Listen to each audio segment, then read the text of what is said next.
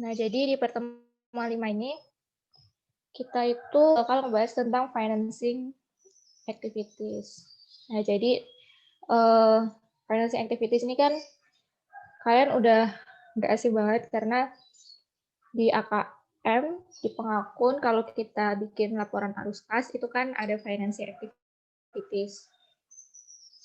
Nah, pengertiannya masih sama, jadi financing activities itu kegiatan perusahaan untuk mendapatkan uang yang kemudian uangnya itu digunakan untuk operating dan investing activities.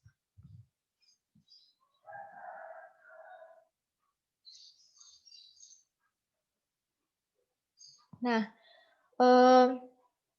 jadi kan operating sama investing activities itu kan kaitannya sama aset.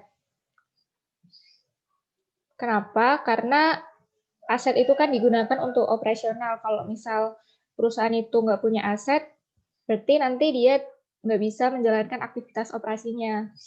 Nah, kalau nggak punya aset, ya berarti dia harus beli. Nah, pembelian ini itu yang dinamakan dengan investing activities gitu.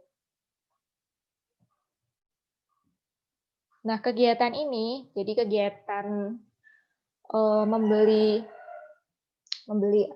aset untuk digunakan kegiatan operasional itu namanya investing decision.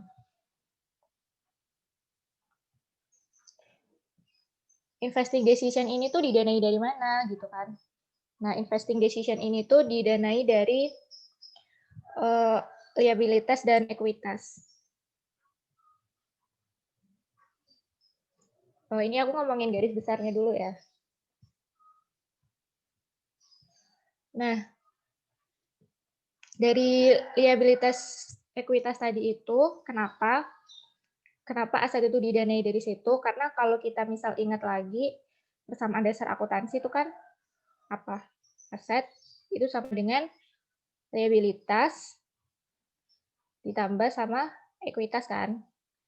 Nah, makanya di sini tuh kalau kalian misal lupa atau gimana, ingat-ingat aja persamaan dasar akuntansi, aset sama dengan liabilitas dan ekuitas. Jadi pembelian aset itu didanai sama liabilitas dan ekuitas.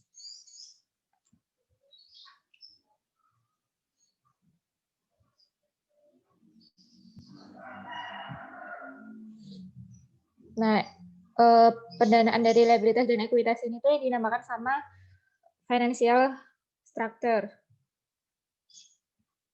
Nah, kalian tuh perlu bedain ya, financial structure sama capital structure. Kalau financial structure itu, yaitu terdiri dari liabilitas dan ekuitas. Jadi semua liabilitas dan semua ekuitas itu, pokoknya semuanya antara liabilitas sama ekuitas. Tapi kalau capital structure yang kita pelajari di manajemen keuangan dulu, dia itu cuma long term liability sama equities. Jadi liabilitasnya itu nggak semua yang long term doang gitu.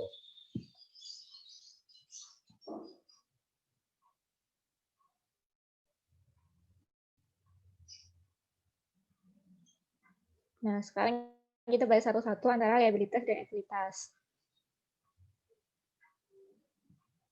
Oh ya, jadi kegiatan sebelum itu ya, kegiatan financing itu, finance activities itu kita bisa lihat di ketika mau menganalisis finance activities, kita tuh bisa menganalisisnya di balance sheet sama di LAK.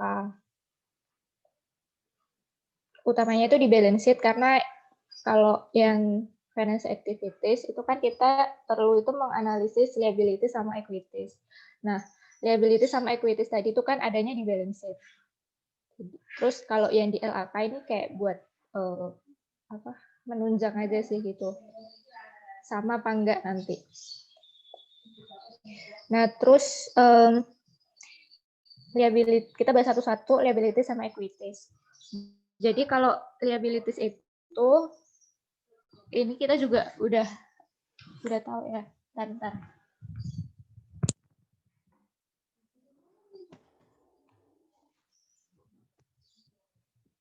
Sorry, aku lanjutin lagi. Jadi kalau liabilities itu kan semua kewajiban keuangan yang harus dibayar kembali di masa depan. Baik membayarnya itu pakai kas, pakai jasa, atau pakai aset lain. Pokoknya semua kewajiban keuangan yang wajib kita bayar di masa depan. Nah, bentuknya itu ada dua bentuk dari liabilities. Ada financing liabilities sama operating liabilities.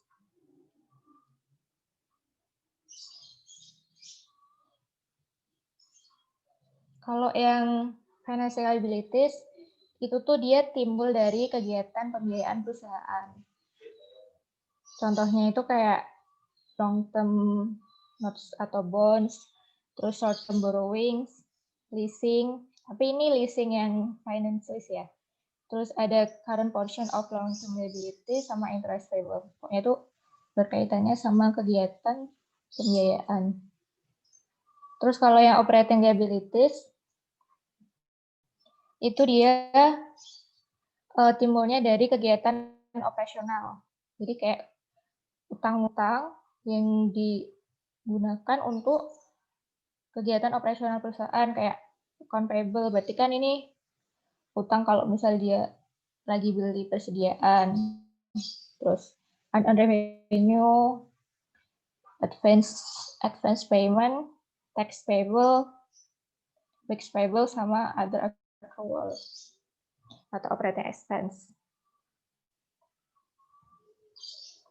Nah, itu tadi bentuknya jadi ada dua, financing sama operating liabilities. Nah, sekarang kita ke klasifikasi dari liabilities. Itu juga ada dua. Ada current liabilities sama non-current liabilities. Nah, kalau current liabilities ini itu berarti kan dia liabilitas lancar. Pelunasannya itu memerlukan aset lancar. Jadi ketika mau melunasin itu yang dibutuhkan aset lancar gitu. Atau bisa dilunasi dengan timbulnya kewajiban lancar lain. Nah, terus selain itu periode pelunasannya itu 1 tahun atau 1 siklus operasi, mana yang lebih panjang. Sama dia dicatatnya itu pada nilai jatuh temponya. Nah, kalau non-current liabilities, dia jatuh temponya lebih dari 1 tahun atau 1 siklus operasi. Terus bentuknya itu beragam. Terus pengukurannya itu perlu pengungkapan atas semua batasan. Nah, ini tuh maksudnya ketika pengukuran itu ya, itu kan kalau non-current liabilities kayak bonds, terus long term notes payable, mortgage payable itu kan ketika kita mengukur itu kita kayak butuh faktor-faktor lain gitu, kayak misal tingkat bunga, terus maturity date, terus kayak dia ada hak konversi apa enggak gitu. Pokoknya dia butuh banyak batasan sama ketentuan gitu untuk mengukur nilainya. Nah, itu tadi klasifikasinya ada dua. Terus habis itu sekarang kita ngebahas tentang ini. Jadi liability holder are usually senior to equity holders. Jadi apa ya? Maksudnya di sini tuh dia pemegang liabilitas itu lebih senior gitu daripada pemegang saham. Kenapa? Karena kalau misal perusahaannya itu bangkrut, yang dapat prioritas ganti rugi pertama itu kan lenders kan, atau bondholders itu. Terus ntar kalau misal lenders atau bondholders itu udah dilunasi semua, baru sisanya itu dikasih ke equity holders gitu. Makanya tuh dia kayak lebih penting istilahnya liabilities holder daripada equity holders. Nah, terus gimana cara menganalisis liabilitas? Cara menganalisis liabilitas itu kita harus memperhatikan poin-poin penting. Yang itu ada 6 poin penting. Yang pertama itu term of indebtedness. Jadi ketika kita menganalisis liabilitas, yang pertama kita perhatiin itu term of indebtedness, yaitu tuh mengoverview syarat, ketentuan, dan fitur-fitur liabilitas. Nah, syarat, ketentuan, fitur-fitur liabilitas itu contohnya kayak maturity date, terus interest rate-nya, terus payment pattern, apakah di annually atau semi-annually, terus amount-nya berapa gitu. Nah, yang kedua itu harus memperhatikan restriction on deploying resources and pushing business activities. Jadi itu ini maksudnya itu misal kalau perusahaan mengajukan pinjaman, itu kan biasanya perusahaan itu dituntut atau disuruh untuk menjelaskan secara rinci nanti pinjamannya itu mau dipakai apa aja gitu. Nah, itu kan buat sebagai syarat pinjaman ya tadi itu. Nah, persyaratan kayak gini tuh emang ada gitu di kehidupan nyata gitu. Kalau misal kita mau minjem di bank gitu ya, kalau misal perusahaan di bank tuh biasanya kayak disuruh ngejelasin gitu, ntar uang pinjamannya itu mau dipakai apa aja gitu. Terus yang ketiga itu kita harus memperhatiin ability and flexibility in pushing further financing. Jadi ini tuh ada kaitannya sama yang kedua tadi. Nah, ability and flexibility itu maksudnya tuh kalau misal dia tuh udah punya perjanjian kredit yang direstriksi kayak yang poin 2 tadi itu, kira-kira dia tuh masih bisa nggak dapat pinjaman lainnya gitu. Ini ada contohnya. Perusahaan mendapat pinjaman dari kreditor. Ketika berutang ke bank atau lembaga keuangan, sebagian besar itu dikunci peruntukannya untuk apa. Jadi kayak yang gue bilang tadi, kalau misal perusahaan itu mengajukan pinjaman ke bank, biasanya tuh disuruh kayak membuat dirinci gitu pokoknya, pinjamannya mau dipakai apa aja gitu. Dan ini tuh nggak boleh digunakan untuk semua perusahaan gitu. Nah, makin dikunci, itu makin tidak fleksibel penggunaannya. Berarti kan kalau makin dikunci, berarti kayak perusahaan tuh nggak punya fleksibilitas kan untuk menggunakan pinjamannya tadi itu secara sembarangan itu. Harus sesuai dengan yang tadi kesepakatan antara lenders sama perusahaannya gitu. Contohnya nih, jadi hanya boleh untuk membeli barang tertentu gitu, atau dari produsen tertentu. Ini bahkan sampai dari produsen tertentu ya, berarti emang udah benar-benar diatur banget. Ini ada contoh case MRT, pembiayaannya itu dari mana? Ternyata dia pembiayaannya itu dari JICA atau Japan International Corporate Agency. Jadi di dalam perjanjian kredit MRT tadi itu ternyata disebutkan kalau kas yang didapat dari pembiayaan itu hanya boleh digunakan untuk membeli barang dari Jepang gitu, sebesar 80%. Nah, itu kan diatur banget ya. Terus pasti kalian kayak kepikiran gitu kan. Terus kok kenapa mau gitu, mau menerima? Padahal kan peraturannya tuh sangat strict gitu. Nah, ternyata ada fitur yang diberikan, yaitu ada tingkat bunga pinjaman yang lebih rendah. Jadi kayak 0,4% selama 40 tahun. Kan kecil banget kan ini berarti. Nah, terus kalian pasti juga mikir lagi. Nah, terus kok mau sih yang CICA itu? Jadi ternyata Jepang ini tuh dia niatnya jualan gitu, bukan pendapatan bunga. Dan case kayak gini tuh emang ada gitu dan banyak di baik di Indonesia maupun di luar negeri. Nah, bahayanya dari restricted loan ini, dia bisa jadi ketergantungan. Nah, itu tadi terkait dengan restriction on deploying resources and pursuing business activities sama ability and flexibility in pursuing further financing. Nah, selanjutnya yang perlu diperhatiin di poin keempat itu ada obligation for working capital, debt to equity, and other financial figures. Nah, jadi maksudnya di sini itu working capital itu tuh penting gitu. Kalau misal ada aset kayak mesin, tapi nggak ada working capital, berarti kan mesinnya itu nggak bisa dipakai kan. Jadi working capital itu juga penting. Nah, terus yang debt to equity ini maksudnya, jadi debt to equity itu nanti ada kayak covenant gitu, ada jaminan debt to equity-nya itu harus berapa persen.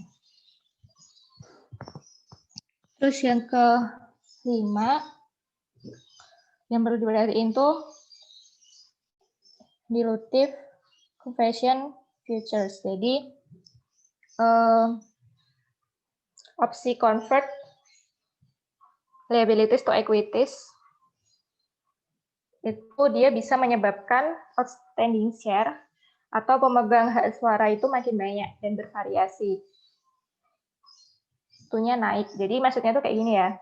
Kan kalau misal liabilitasnya itu ada convert, ada fitur convert ke equities, itu kan kalau misal terpas liabilitasnya itu di convert ke equities, itu kan menyebabkan outstanding share-nya itu bakalan naik. Karena ya tadi di convert kan ke equities, berarti kan outstanding share-nya naik, pemegang hak suaranya itu makin banyak dan bervariasi. Nah, akibatnya itu kepemilikan shareholder itu akan turun. Yang kemudian juga menurunkan hak suara yang dimiliki. Nah, makanya kita tuh harus hati-hati kalau pas menganalisis liabilitas, kalau ada opsi konversi ke equity, karena bisa aja ini tuh berpotensi dilutif gitu ya ke para shareholder. Nah, terus yang keenam itu kita harus memperhatiin prohibition on disbursement such as dividends. Jadi ada pembatasan atas penggunaan dividen atau net income. Misalnya pemerintah negara A melarang hasil dividennya itu untuk ditarik ke luar negara gitu. Jadi harus diinvest kembali ke negara tersebut. Jadi itu 6 poin penting yang harus kita perhatiin ketika menganalisis liabilitas.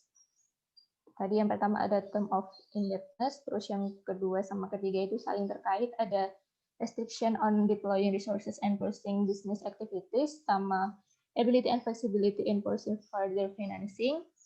Terus yang keempat ada obligation for working capital, debt to equity, and other financial figures. Terus yang kelima ada dilutive conversion features. Terus yang keenam prohibition on disbursement such as dividend. Nah, itu tadi cara menganalisis liabilitas. Terus sekarang kita beralih ke hal-hal yang perlu diperhatikan secara lebih jauh ketika menganalisis liabilitas. Itu nanti ada 3, yaitu tentang leasing, contingency, sama off balance sheet financing. Nah, ini yang pertama, aku bakal bahas yang leasing. Jadi leasing ini kan kita juga udah pelajari di AKM ya. Ini cuma nge-review singkat aja. Jadi leasing itu kan kejadian kontraktual antara lessor dan lessee.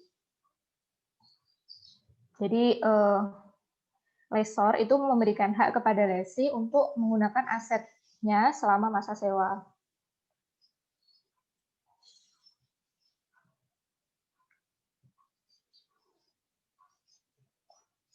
Nah, sebagai balasannya, lessee itu kan harus membayar sewa yang disebut dengan minimum lease payment, atau kalau kita ingat di AKM dulu itu kan ada bayar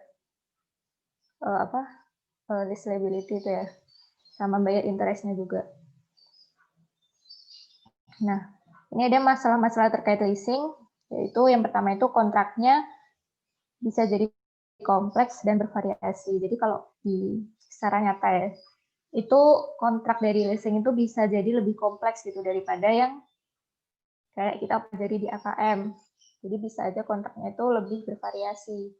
Kenapa? Karena leasing ini tuh kan dia perjanjian antara lessor dan lessee gitu, cuma 2 pihak gitu. Jadi kan bisa lebih fleksibel kan. Terus yang kedua itu ada transfer kepemilikan. Terus ada BPO,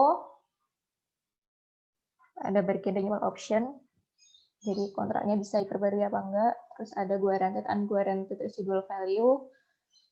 Terus ada early termination.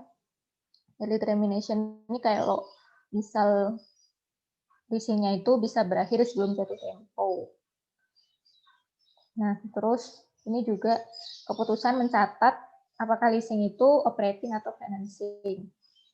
Nah, keputusan itu tuh bisa membuat atau mempengaruhi laporan keuangan perusahaan. Nah, keuntungan leasingnya ada banyak ya. Meningkatkan revenue dari interest income ini buat ya lessor. Terus mempermudah lessee untuk membiayai asetnya. Jadi dia nggak perlu beli, jadi pakai leasing aja gitu. Ini biasanya digunain kalau buat perusahaan pesawat terbang yang pokoknya asetnya gede-gede gitu, biasanya pakai leasing. Terus bisa digunakan untuk off balance sheet financing. Jadi ini tuh buat yang operating lease itu kan dia nggak memunculkan leasing di balance sheet kan, karena dia itu nggak mengakui aset sama liabilitas, tapi cuma mengakui adanya expense, yaitu rent expense. Itu. Terus 100% financing fixed rate. Terus lebih fleksibel daripada debt agreement. Dan juga less costly dalam sisi pembiayaan. Nah, ini tuh lebih fleksibel karena ya tadi lessor sama lessee cuma dua pihak aja gitu. Jadi lebih fleksibel daripada kalau misal pinjam ke pihak ketiga kayak bank. Selain itu juga karena fleksibilitas tadi itu, jadi nggak perlu ada komponen biaya pinjaman lain. Beda kalau misal pinjam di bank gitu kan biayanya lebih banyak. Terus ini ada penentuan kategori leasing. Ini aku ini aja ya, aku review dikit. Soalnya sama kayak AKM juga sih. Jadi kalau mau mengkategorikan jadi finance itu kan syarat yang pertama itu dia non cancelable. Terus itu kita menguji 4 klausul nih kan. Ada transfer kepemilikan enggak, ada BPO enggak, terus termin sewa, terus PVMLP. Nah, kalau salah satu terpenuhi berarti dia masuk finance list. Kalau nggak ada berarti masuk operating. Nah, apa sih bedanya capital atau finance list sama operating list? Ini juga aku review dikit aja. Jadi kalau finance list itu lessee mencatat aset atau kewajibannya itu sebesar nilai sekarang MLP selama masa sewa, tidak termasuk biaya administration, executory cost, dan pajak yang dibayar. Ini kan kalau executory cost ini kan dia di expense, terus kalau pajak kan juga di expense. Nah, aset sewa tuh harus disusutkan. Jadi yang menyusutkan tuh nanti dari pihak lessee, karena lessee itu mengakui adanya right of use asset. Terus beban bunga diakui sebagai kewajiban sewa. Ini kalian pasti masih ingat lah ya di AKM. Terus operating list, lessee mencatat sewa sebagai beban, jadi rent expense itu. Dia tidak mengakui sebagai aset. Jadi asetnya masih jadi milik lessor, terus yang mendepresiasiin asetnya itu juga lessor.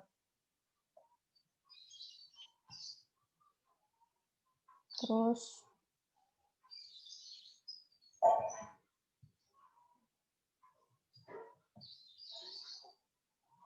nah, tapi ternyata sekarang itu kita kayak udah disuruh untuk mengikuti IFRS 16. Jadi kalau yang kita pelajarin di AKM dulu itu kan IAS 17 kan. Jadi dibedain ada finance list sama ada operating list. Nah, tapi ternyata itu tahun 2019 kemarin kalau nggak salah itu kayak direvisi gitu jadi IFRS 16. Jadi semuanya itu sekarang masuk ke finance list gitu. Jadi kayak mendorong biar perusahaan itu mencatat leasingnya itu sebagai finance list. Jadi nggak ada lagi operating list gitu. Pokoknya semua harus finance list.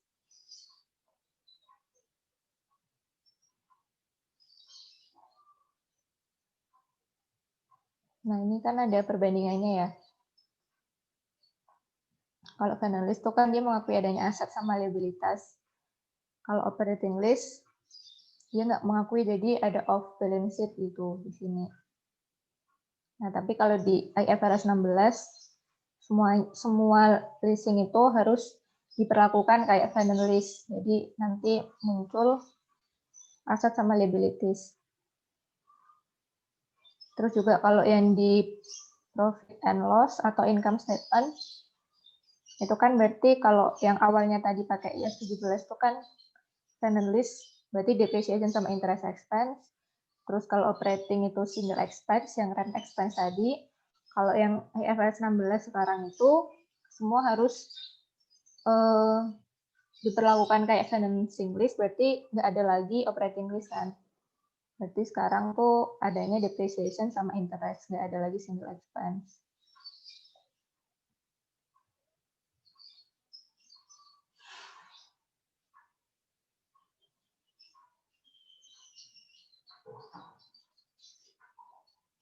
Nah, kesimpulannya, kenapa sih kok perlu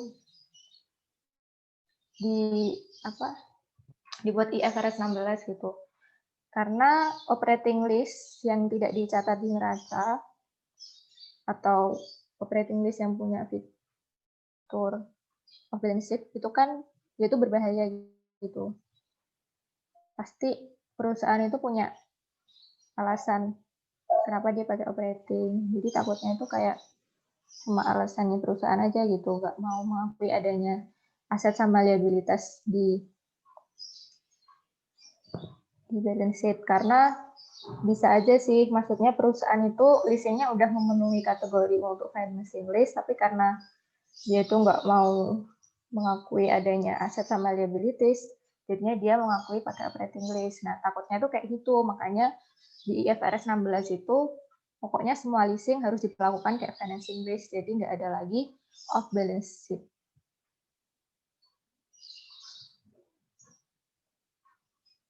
Nah, dampak dari operating list menyajikan liabilitas lebih rendah atau understate. Karena kan ya tadi kalau operating list dia nggak mengakui adanya lease liability. Jadi dia bakal menurunkan rasio solvabilitas, kayak debt to equity ratio. Menjadikan aset lebih rendah karena dia nggak mengakui right of use asset, sehingga meningkatkan rasio tingkat pengembalian investasi, kayak asset turnover ratio. Jadi seolah-olah asset turnover ratio-nya tuh tinggi, padahal enggak juga gitu. Itu cuma akal-akalannya dia doang buat ngebikin asetnya itu jadi lebih rendah. Terus menunda pengakuan beban kalau dibandingkan dengan capital list, sehingga melaporkan laba lebih tinggi di masa awal sewa, lebih rendah di akhir masa sewa. Terus menyajikan liabilitas lancar lebih rendah dari yang seharusnya, dengan tidak menyajikan porsi pembayaran. Soalnya kalau misal financing list itu kan tiap tahunnya kita tuh mengakui adanya liabilitas lancar sebesar lease liability, pembayaran cicilan lease liability yang akan dibayar tahun depan, diakui di tahun sekarang itu kan current portion of lease liability gitu. Jadi liabilitas lancarnya itu bukan lebih tinggi sih, kayak ya emang segitu kalau financial list, tapi kalau yang operating list tadi kan dia nggak mengakui liability kan, dia cuma mengakui jadi expense. Terus dia menyajikan laba operasi dan beban sewa terlalu rendah. Karena operating list itu memasukkan hubungan dalam beban sewa gitu, jadi kayak nggak terpisah gitu. Sehingga meningkatkan coverage ratio. Seperti time interest earned. Nah, jadi kalau misal ternyata analis itu menemukan kalau jenis leasingnya itu nggak dicatat, kayak misal seharusnya itu udah bisa masuk ke kategori financing list tapi dimasukin ke operating list, itu analis itu harus mereklasifikasinya, jadi kayak bikin recasted financial statement, jadi dari operating list dimasukin ke financing list Itu sekian dari aku tentang pembahasan mulai dari yang pertama tentang financial activities, konsep dasar financial activities, terus pembahasan liabilities, termasuk di dalamnya ada cara menganalisis liabilitas sama hal-hal yang diperhatikan yaitu leasing. Selanjutnya untuk yang kontingensi sama off balance sheet financing sama ekuitas bakal dijelasin sama Zidan.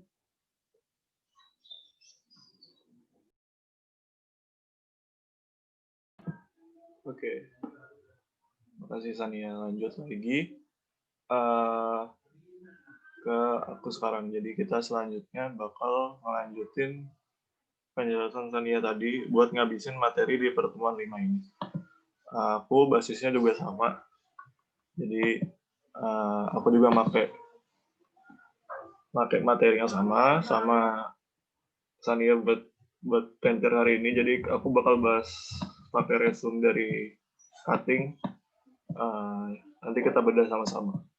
Jadi sudah dijelaskan tadi sama Sania bahwa sekarang fokus kita adalah bagian aktivitas pendanaan. Karena kedepannya juga harus kas kita bakal bahas ke depannya tuh bakal ada kita bahas investasi. Jadi yang pertama kita bahas adalah dari sisi arus kas yang terkait pendanaan. Nah ini pendanaan tadi sudah dijelaskan beberapa sih, ada beberapa yang kemungkinan lah bisa menjadi batu sandungan atau istilahnya peluang perusahaan untuk memainkan laporan keuangannya. Dan kita juga analisis laporan keuangan sehingga kita harus lihat mana aja sih yang mungkin menjadi celah oleh perusahaan. Nah, jadi setelah tadi dijelaskan terkait leasing, sekarang kita lanjut lagi ke kontingensi.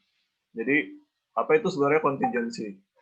Kontingensi itu adalah kalau ini dia segala keuntungan dan kerugian potensial, di mana penyelesaiannya bergantung pada satu atau lebih kewajiban di masa depan. Ini dia basisnya dari resume itu adalah dari Subramanian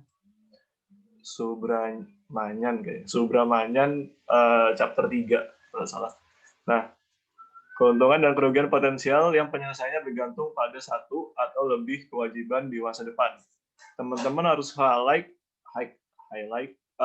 keuntungan dan kerugian. Kita harus kembali lagi ke prinsip yang namanya konservatisme atau konservatif. Nah, konservatisme itu apa maksudnya? Itu kan di situ ada poin keuntungan dan kerugian potensial ya. Kalau teman-teman lihat di kontingensi sini ada poin keuntungan dan kerugian potensial. Tapi yang kita akuin itu cuma kerugian potensial yang sifatnya liabilitas.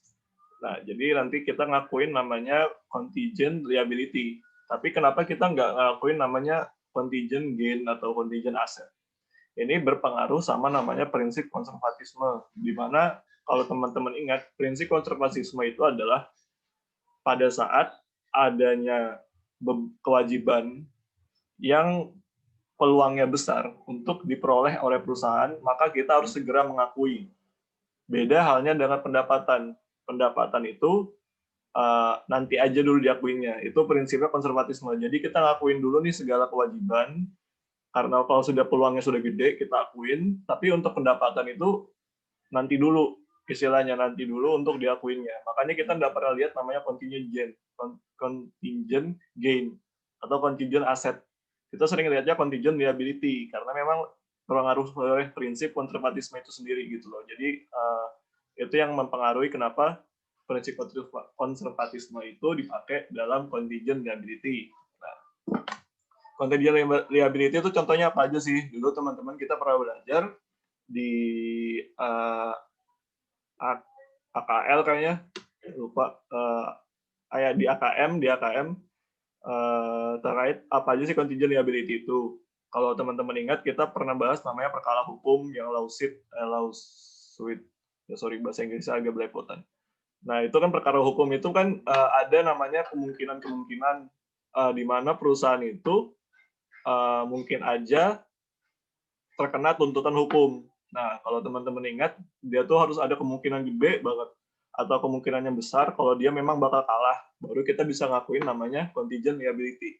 Nah, begitu juga sama yang lain. Kalau contoh-contoh sini ada namanya ancaman pengambil alihan, atau baru ada penagihan piutang. Penagihan piutang itu kayak misalnya ya penagihan piutang karena kita ada kemungkinan piutang itu nggak tertagih, itu termasuk contingent liability juga, karena itu menjadi beban kan istilahnya gitu. Ada kemungkinan piutang tertagih itu menjadi beban.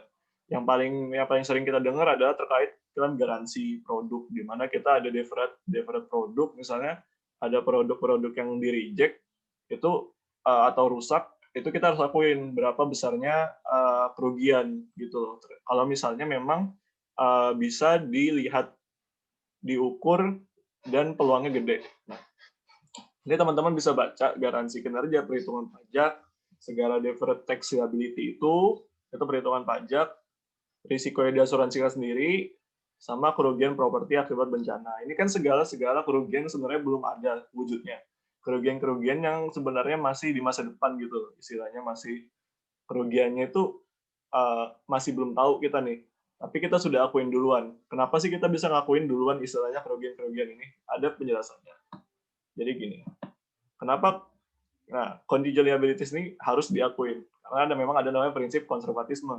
Nah, prinsip konservatisme itu punya dua pendekatan yang menyatakan bahwa kalau misalnya dua hal ini sudah terpenuhi, maka contingent liabilities harus diakui dan ditaruh dalam laporan keuangan. Nah, apa aja itu? Yang pertama adalah harus probable, atau ada kemungkinan besar kita bakal menerima kerugian. Nah, harus probable atau besar kemungkinan. Ambil contoh yang tadi, ada tuntutan hukum. Misalnya kita ada produk kita punya perusahaan, ternyata produk kita itu menjiplak, istilahnya kita dituntut, kita jiplak produk orang lain. Dan ternyata ada kemungkinan nih kita bakal kalah. Kemungkinannya pengacara kita itu mengatakan bahwa ya 80% kita bakal kalah nih, karena mungkin bukti-bukti kita kurang kuat dan mereka punya bukti yang lebih kuat daripada kita. Nah, karena kemungkinan 80%, dan kita juga bisa mengukur, ini dari poin kedua, bahwa jumlah kerugian itu bisa diukur dengan memadai. Kalau 80%, mungkin kita bakal ganti sebesar 5 miliar misalnya, kita bakal ganti sebesar 5 miliar.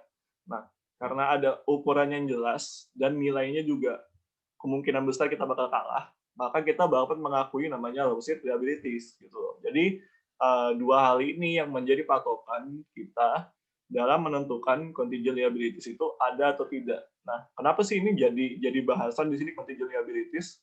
Kenapa jadi bahasan? Ingat lagi dari poin dari Sania sebut bahwa ini adalah peluang-peluang perusahaan bisa menghilangkan, atau perusahaan ini bisa aja nggak ngelaporin gitu loh.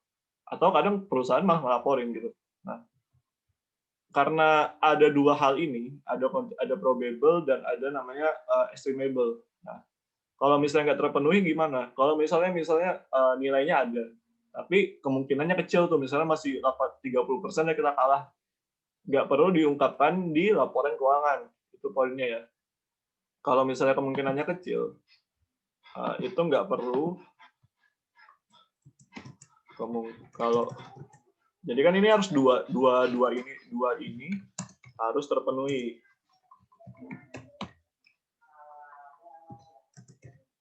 Kalau salah satu tidak terpenuhi,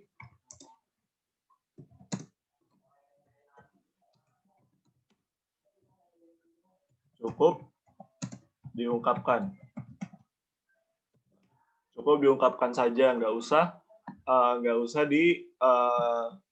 ditaruh dalam laporan keuangan. Itu bedanya. Jadi cukup diungkapkan dalam notes, tapi nggak perlu sampai dimasukkan ke laporan keuangan. Itu yang membedakannya. Nah, kadang ini yang jadi peluang perusahaan, karena kita nggak tahu, mungkin karena informasi kita dapat juga kurang, ini menjadi peluang perusahaan untuk memainkan contingent liabilities itu sendiri.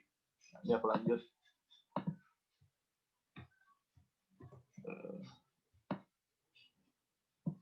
Nah, gimana caranya kita menganalisis kontingensi yang diterapkan oleh perusahaan?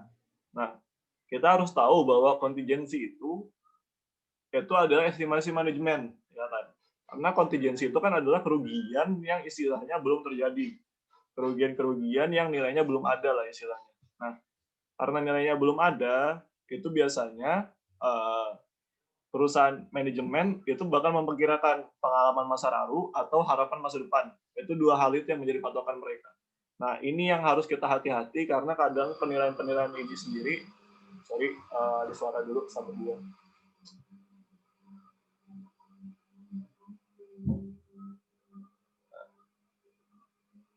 Jadi ada pengalaman masa lalu dan harapan masa depan. Ini yang mempengaruhi keputusan perusahaan. Nah, ini harus kita hati-hati karena ada manajemen yang menentukan ini. Dan kalau teman-teman ingat, manajemen itu punya namanya bias atau istilahnya apa dulu yang kemarin itu lupa. Manajemen itu punya kepentingan lah istilahnya. Nah, ini harus kita hati-hati gitu loh. Kita istilahnya berhati-hati apakah ini benar-benar estimasi ini benar adanya atau sebenarnya ada dipermainkan gitu loh. Nah, akhirnya kita sampai kepada tahapan analisis pengungkapan atas seluruh kerugian kontingensi itu. Di dalamnya terdiri dari beberapa poin.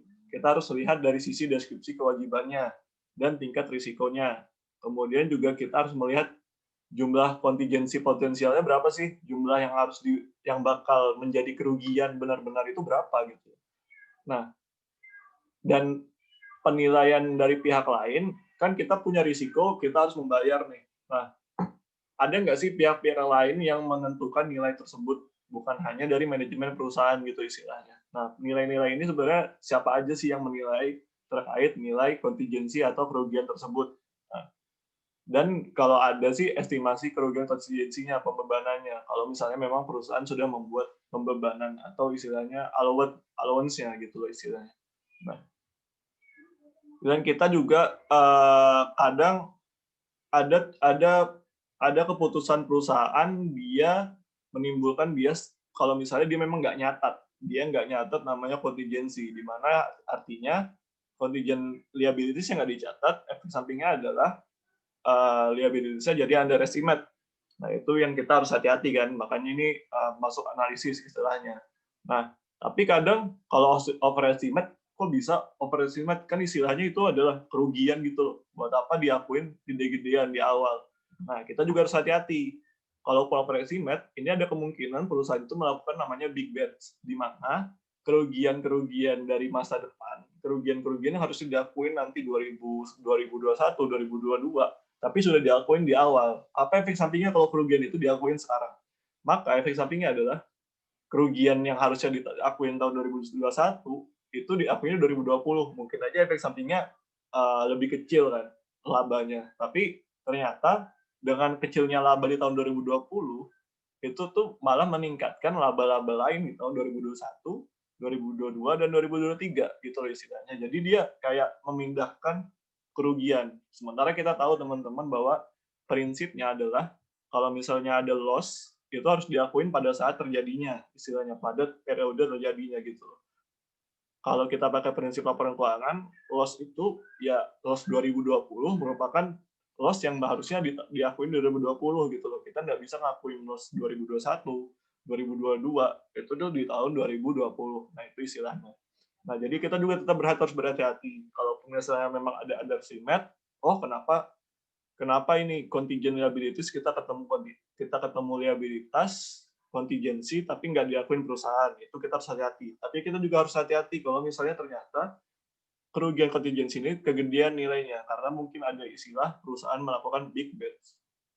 Nah, selanjutnya kita juga bisa mengecek KLK kalau misalnya ada detail terkait loss reserve-nya gitu istilahnya, karena kita ingin menghindarkan perusahaan itu melakukan big bets ya. Kita bisa ngecek namanya loss reserve. Nah, itu istilahnya adalah biaya masa depan itu ditarik ke belakang. Jadi untuk melakukan income smoothing istilahnya. Nah, dan terakhir adalah mengecek terkait analisis pajak tangguhan. Analisis pajak tangguhan ini dia itu kita harus menentukan ada nggak sih pajak-pajak yang ternyata itu nggak diakuin oleh perusahaan gitu, pajak tangguhan. Karena pajak tangguhan ini istilahnya apa ya, kalau aku menurutku dia adalah ada kerugian-kerugian, kalau kerugian ini nggak kita munculkan, itu tuh nantinya efek sampingnya adalah pajak tanggungan kita lebih kecil, ya kan teman-teman. Kalau misalnya kerugian kita salah, sorry. Kalau kerugian kita nggak kita akuin, efek sampingnya apa? Pajak kita malah jadi lebih besar karena laba kita lebih besar kan, ya kan? Kalau laba kita lebih besar, pajak kita lebih besar. Nah, kita juga harus analisis di sisi pajaknya, deferred tax-nya kita lihat pengaruhnya gimana terkait adanya kewajiban kontingensi yang kita tidak akuin itu istilahnya. Nah, selanjutnya adalah kita sudah selesai bahas kontingensi, kita bakal bahas namanya off balance sheet financing atau pendanaan di luar neraca. Nah, apa maksudnya dari off balance sheet financing? Tadi sudah dijelaskan juga sama Sania, ada namanya on balance sheet, ada namanya off balance sheet. Kalau di list tadi financial list itu masuknya on balance sheet, kalau operational list itu masuknya off balance sheet.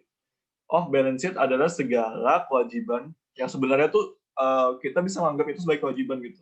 Tapi menurut IFRS dan GAAP itu kita bisa nggak ngakuin itu di dalam balance sheet kalau misalnya memang sudah terpenuhi beberapa poinnya. Yang contoh pertama itu adalah operational list. Nah, tapi di sini kita bakal bahas lagi apa aja sih kewajiban-kewajiban yang sebenarnya sudah terpenuhi nih. Menurut kita ini sudah harusnya jadi kewajiban, tapi karena tidak terpenuhi syarat-syaratnya, dia tidak diakui di dalam neraca. Contohnya adalah yang pertama, ada namanya purchase agreement atau throughput agreement. Nah, apa sih maksudnya? Jadi purchase agreement ini karena ada perjanjian pembelian di mana kita sudah bikin perjanjian atau kita sudah setuju nih kita beli barang, tapi barangnya tuh belum ada, istilahnya di sini dia kasih nama ijon. Kalau ijon, teman-teman ingat ijon itu kalau istilahnya misalnya kita beli padi, aku mau beli beras nih sama kamu, ada temanmu punya sawah, tapi padi temanmu itu masih padi muda istilahnya, padi muda. Nah, kalau kamu beli padi muda, itu kan istilahnya kamu tahu nih, padinya bakal jadi kah, atau beras dia bakal benar-benar jadi beras, atau nanti gagal, karena kan istilahnya sawah-sawahnya dia tuh masih padi yang muda-muda tuh, masih yang baru ditanam, tapi kita sudah beli duluan. Kenapa orang pengen beli duluan gitu istilahnya? Kenapa orang pengen beli sebelum ada barangnya? Istilahnya, teman-teman harus ingat, kalau kita beli duluan, kita bisa nawar. Nih, aku beli duluan nih, tapi aku bayar lebih rendah ya, karena istilahnya aku sudah booking nih, beli ke kamu gitu loh. Setidaknya kasih diskon lah. Nah, itu istilahnya. Contohnya apa misalnya? Ini ada misalnya kita Pertamina, dia itu beli minyak ke suatu perusahaan minyak asing. Nah, atau perusahaan minyak negara lah istilahnya, kalau teman-teman ingat Atkom dulu kan, ya begitulah Atkom lah, aku lupa juga. Nah, jadi ada minyak misalnya berapa barel, dia sudah beli duluan, padahal minyaknya itu masih dikilang, masih diproses gitu istilahnya. Contoh yang paling baru, kalau teman-teman ingat, teman-teman juga pasti ada analisis buat tugas kelompok juga kan, Kimia Farma itu ada kerjasama tuh,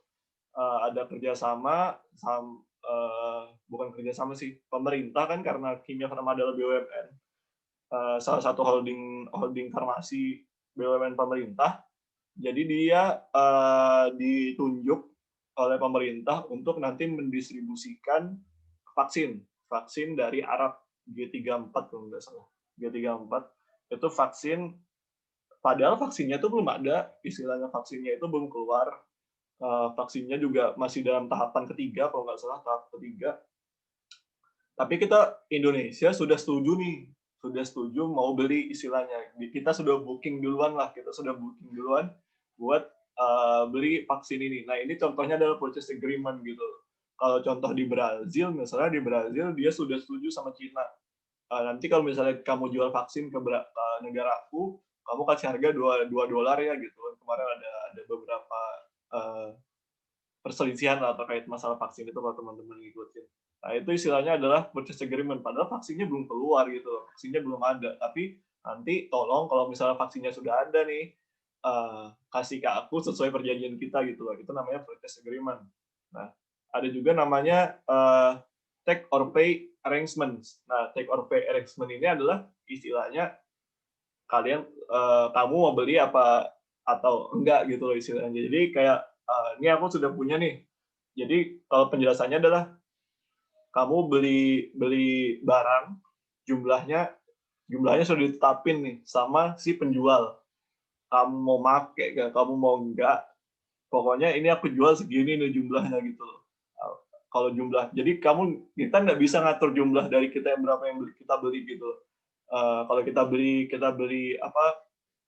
beli bawang atau lombok di pasar, kita bisa atur mau beli berapa kilo. Tapi kalau dalam hal take or pay arrangement, kita tuh beli, tapi kita nggak bisa ngatur berapa jumlahnya. Jadi kita cuma dikasih ini, aku mau ngejual segini dengan harga segini, kamu mau apa enggak gitu. Nah itu yang jadi namanya take or pay arrangement.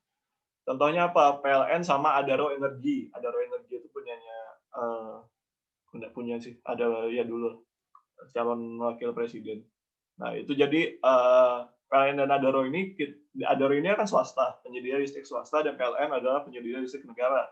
Nah, dia ada perjanjian jual beli di mana kalau Adaro ini produksi listrik, PLN itu harus beli 80% dari listrik Adaro.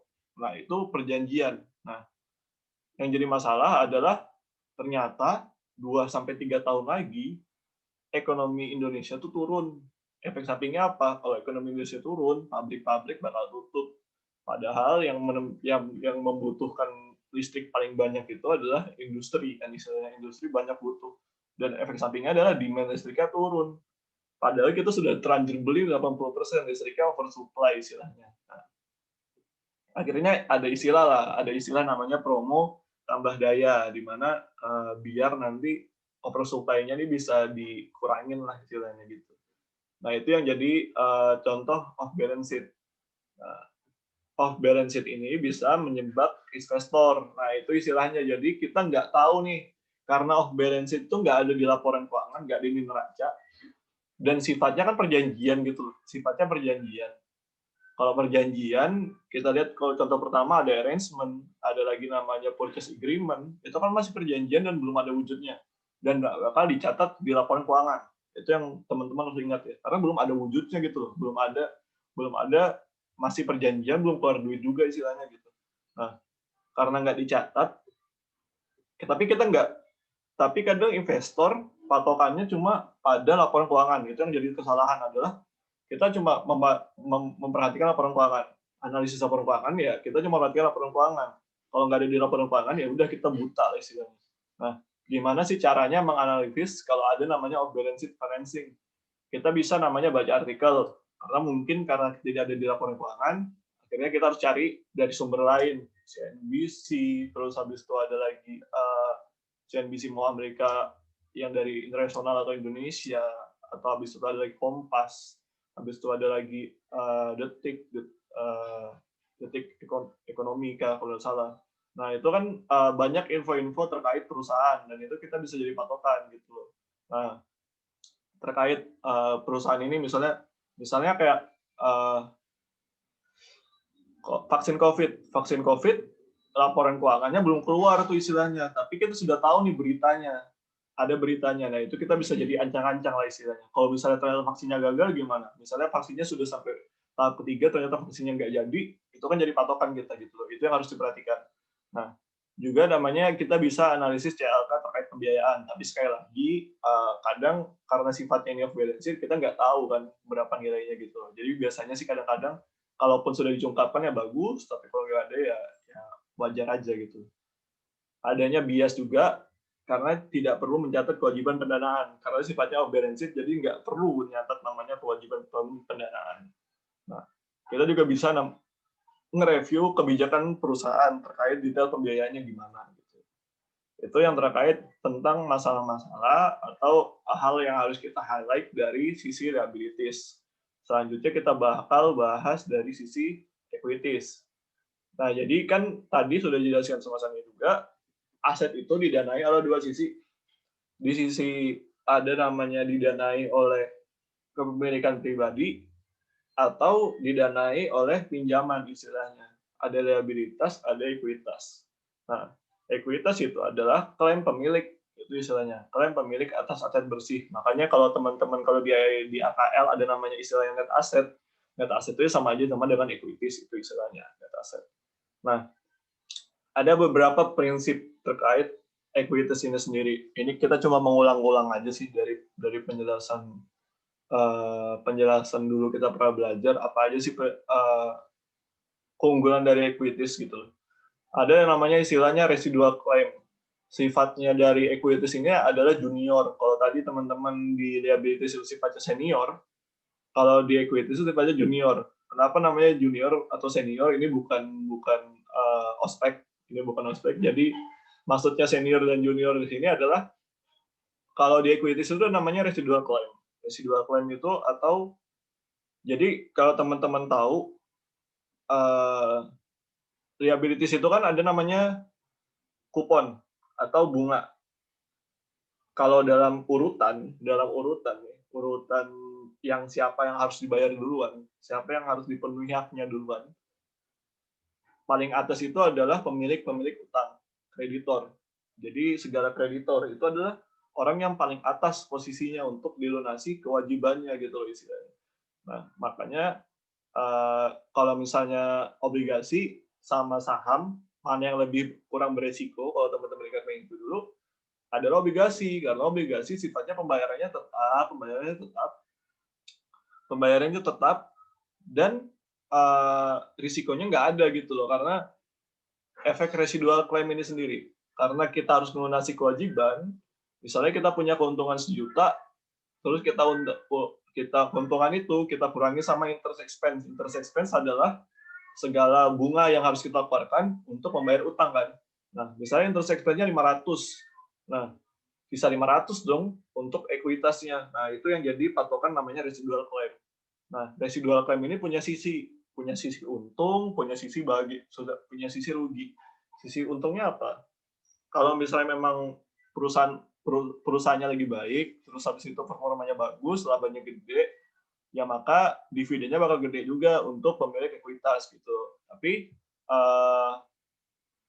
intinya adalah dia tuh punya kesempatan untuk menerima segala nilai residu dari perusahaan.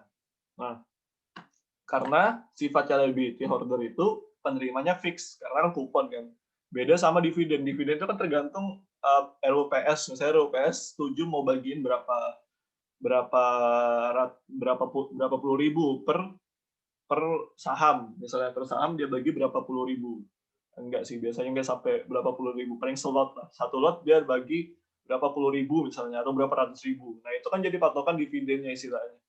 Nah, itu jadi sisi yang pedang bermata dua. Kadang bagus untuk perusahaan, kadang bagus untuk investor, dalam hal ini pemain saham, kadang juga jelek. Kalau misalnya memang perusahaan performanya jelek, ternyata nanti kreditor duitnya sudah habis duluan nih buat kreditor, buat melunasi utang-utang, ya udah si pemilik saham nggak punya apa-apa karena dia sifatnya residual yang jadi patokan. Nah, yang perlu diperhatikan juga di sisi equities ada namanya hybrid securities. Kalau teman-teman kemarin sudah belajar distorsi, kita ada belajar namanya hybrid securities ya. Misalnya convertible bonds. Ini yang jadi patokan, kita harus melihat mana aja yang menjadi sisi equities, mana aja menjadi sisi liabilities-nya gitu. Nah, ini cuma penjelasan aja. Kalau teman-teman lihat shareholder equity itu ada beberapa jenis. Jadi ada namanya capital stock, dibagi menjadi common, preferred, dan treasury. Kalau teman-teman lihat, sinyalnya agak jelek. Nah, jadi contohnya itu ada common, preferred, dan treasury. Jadi ya ini ingatan-ingatan kemarin aja lah gitu. Baru ada juga dari sisi ini kan paid in capital istilahnya. Paid in capital. Baru ada namanya retained earning. Retained earning itu ya akumulasi laba yang kita tidak dibagikan ke pemegang saham. Nah, itu ada retained earning. Itu retained earning itu bisa digunakan untuk membayar dividen, nah istilahnya. Bisa digunakan untuk membayar dividen. Nah, pembayaran dividen ini ada beberapa jenis, bisa bayar pakai cash dividen, bisa bayar pakai saham, bisa bayar dengan pemberian properti dividen gitu. Nah, kadang juga ada kemungkinan RE ini dibatasin. Nah, kenapa RE itu bisa dibatasin? Covenant of RE. Nah, jadi kadang untuk untuk bonds sendiri, untuk nilai, misalnya kita mau menerbitkan bonds, atau misalnya kita menerbitkan pinjaman, itu kadang perusahaan yang memberikan pinjaman mensyaratkan bahwa RE perusahaan itu harus segini gitu. RE perusahaan itu misalnya di tingkat 10 miliar, misalnya 10 miliar. Nah, itu nggak boleh lebih rendah lagi, karena itu menjadi patokan perusahaan. Perusahaan ini sebenarnya mampu nggak sih untuk melunasi segala utang-utangnya gitu loh, supaya perusahaan ini tidak dianggap valid. Itu namanya restriction. Gimana cara kita menganalisis ekuitas ini terakhir nih teman-teman? Gimana cara kita menganalisis ekuitas ini perlu diperhatikan. Ada beberapa jenis. Yang pertama adalah kalian harus mengklasifikasikan dan memisahkan sumber utama pendanaan ekuitas. Nah, ini yang masalah lagi. Jadi, mengklasifikasikan dan memisahkan sumber utama pendanaan. Jadi, ini berhubungan sama yang kedua, untuk mempelajari hak shareholder dan prioritas mereka dalam likuidasi. Teman-teman tahu kalau misalnya di stok itu, di saham, itu kan ada dua jenis, ada common, ada preferred. Nah, preferred itu kan punya hak-hak yang nilainya yang lebih didahulukan lah istilahnya dibandingin common stock gitu istilahnya. Karena preferred stock dia itu sifatnya juga mungkin stagnan ya, karena dia berapa persen, itu kan stagnan, dan itu tuh yang harus diperhatikan karena kita harus menentukan berapa sih yang menjadi haknya preferred, berapa yang menjadi haknya common stock gitu istilahnya. Kemudian juga kita harus melihat pembatasan hukum terkait distribusi ekuitas. Misalnya ambil contoh,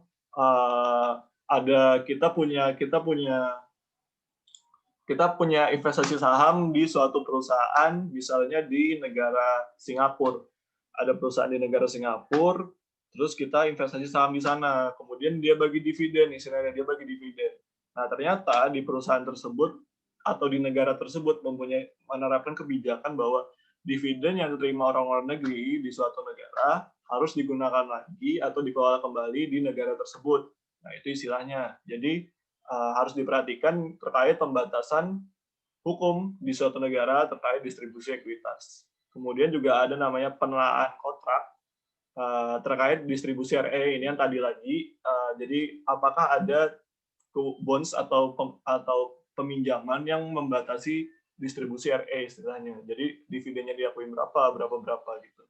Yang terakhir adalah kita harus lihat lagi terkait segala convertible securities, segala opsi saham, dan kesepakatan lain yang ada potensi bakal menimbulkan saham gitu istilahnya. Karena kalau semakin banyak saham kan berarti semakin banyak dividen yang harus dibagikan istilahnya, dan hak-hak dari para pemegang dividen itu bakal tergerus kan karena semakin banyak orang yang punya saham gitu istilahnya. Nah, kayaknya itu aja kalau penjelasannya. Jadi kayak ada ekuitas yang kita bisa peroleh dari loan itu istilahnya. Jadi yang jadi pertanyaan adalah kayak misalnya convertible bonds kan, itu kita loan, tapi kita bakal ada kemungkinan kita bakal dapat ekuitas di dalamnya kalau misalnya kita hitung-hitungan. Jadi bakal kalau misalnya setelah jatuh tempo bisa dikonversi menjadi saham. Nah, itu kan kita harus tentukan dia itu liabilitas atau ekuitas. Itu yang menjadi masalah. Jadi ini kembali ke distorsi ekuitas kemarin. Ya, masalahnya itu aja. Kita harus hati-hati, harus lihat benar-benar mana yang benar-benar jadi liabilitas, mana yang benar-benar jadi ekuitas bagi perusahaan itu sendiri. Kayaknya itu aja materinya dari pertemuan 5, teman-teman. Jadi pertemuan 5 ini kita bahas ya terkait dari sisi pendanaan. Pendanaan itu dua sisi, ada namanya kewajiban, ada namanya ekuitas. Dan tadi kita jelaskan juga ada beberapa hal terkait analisis-analisis yang perlu kita lakukan untuk menentukan masalah-masalah yang mungkin menjadi istilahnya red flag lah, atau ada kemungkinan bakal diselewengkan oleh perusahaan gitu. Aku stop sharing dulu. Nah, karena sudah selesai tapi kita belum selesai, masih ada satu hal lagi yang harus kita lakukan. Jadi karena kalau aku lihat soal-soal dari UTS untuk materi pertemuan 5 ini nggak ada kalau misalnya cuma esai ya.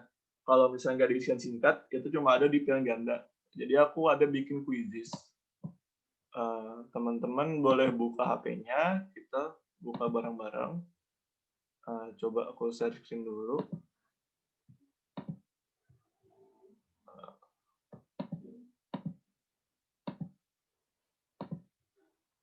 Nah, teman-teman bisa masuk ke poin yang di atas ini.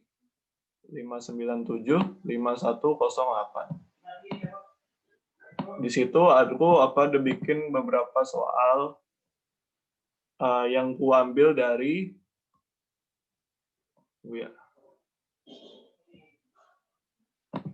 yang kuambil dari 3 tahun terakhir sih, 3 tahun terakhir soal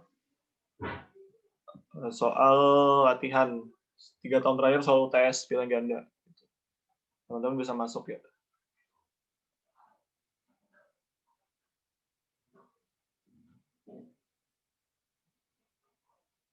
Nah, kalau udah dia masuk lucu sih.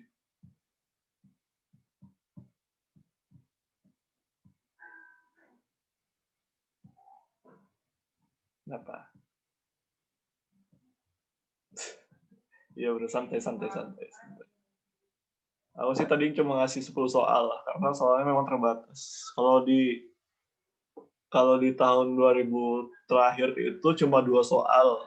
Kemudian nggak tahu ya, aku lihat cuma 2 soal sih. 2 soal tahun lalu. Tahun sebelumnya lagi itu ada 5 soal. Tahun 2018 itu ada 3 atau 4 gitu.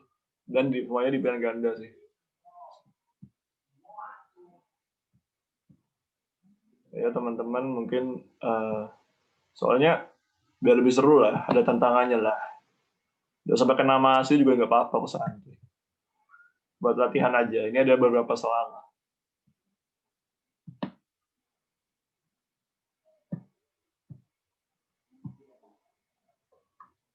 Nah, ada 3 nih, ada 3 orang.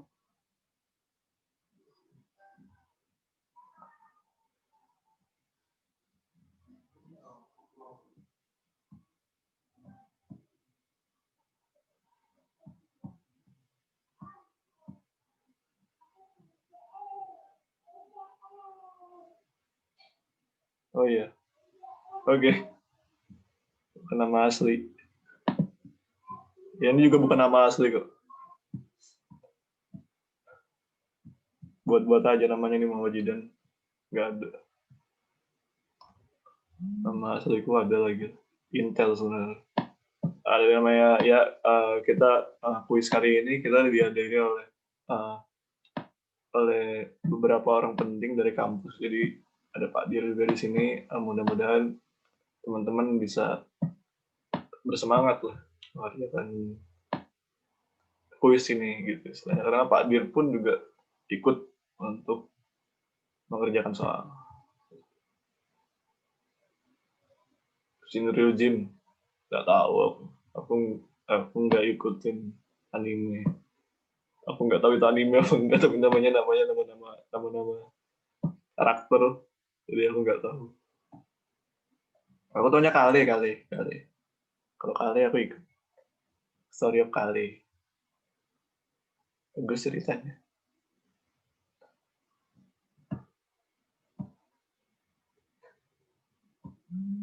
Kale itu apa ya, kayak kalau dia ngobrol sama orang, terus misalnya dia jadi ketua kelompok gitu, terus habis itu nanti dia ngomong bla bla bla bla bla, terus temen kelompoknya bilang ya Kale gitu. Lucu banget gue. Ya Kale, gak percaya orang. sorry lucu banget ya. Lawak. Enggak suka saya orang-orang cepuak ini. Bukan golongan.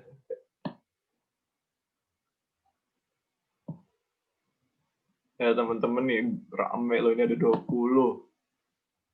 Pakai mau ikut kayak aja keluarga kalian juga nggak apa-apa. Misalnya keluarga kalian pengen nyoba soal analisis laporan keuangan nggak apa-apa.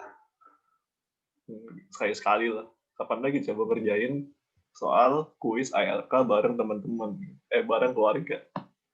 Itu kayak family goals, anjay. Family goals.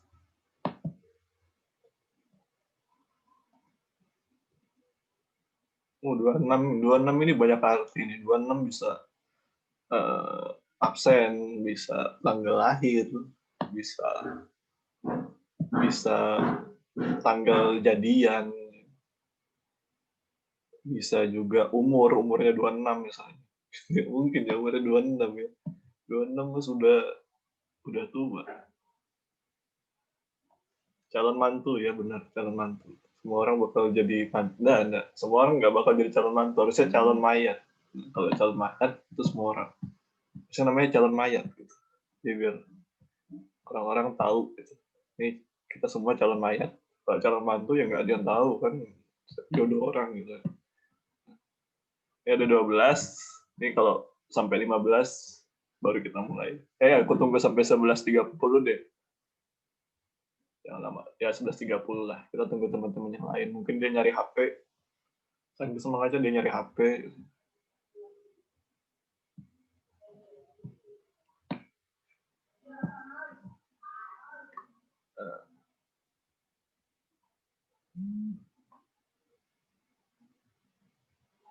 Nah, ini ada namanya aku, terus ada yang nanya siapa aku gitu. Jadi mungkin nanti kalian bisa ngobrol kalau misalnya memang pengen tahu satu sama lain gitu kan. Ya, siapa aku gitu. Jadi dia nanya nih, si yang namanya aku ini siapa? Dia pengen tahu siapa si aku.